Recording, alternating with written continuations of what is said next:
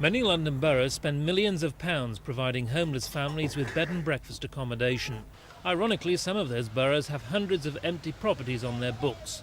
The government is now considering a suggestion by Tory MP Robin SQUIRE to marry the two problems by forcing councils to hand over empty homes to housing associations to house the homeless. Some authorities, and I stress some authorities, are incompetent managers. There's no other way to describe it.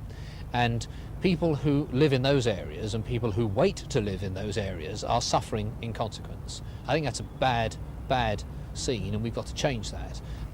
Unfortunately, things are never that simple, according to University College lecturer Stephen Merritt. He investigated one London housing association and discovered their record for delays in filling empty properties was worse than that of Islington Council, who have one of the worst local authority records.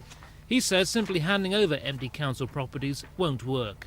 People seem to imagine that when houses are empty, they are virtually permanently empty and they're just lying there waiting unused. That's not the case. What happens is that properties are full, become empty for a period of time and then get full again. So again we come back to that issue, how can we squeeze down that period for which they're empty to the minimum practical time?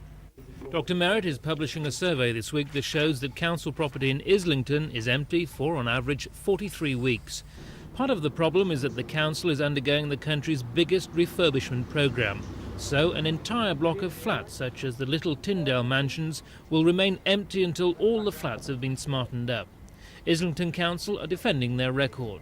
Within Islington, we already have problems with some housing associations who have not got enough money to carry out their own development programmes.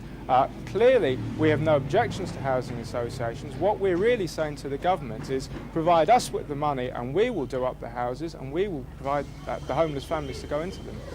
Tonight in Westminster, Labour hit back at the government. Shadow Housing Minister Clive Soley pointed out that 7% of government-owned property is empty, more than double that of local authorities.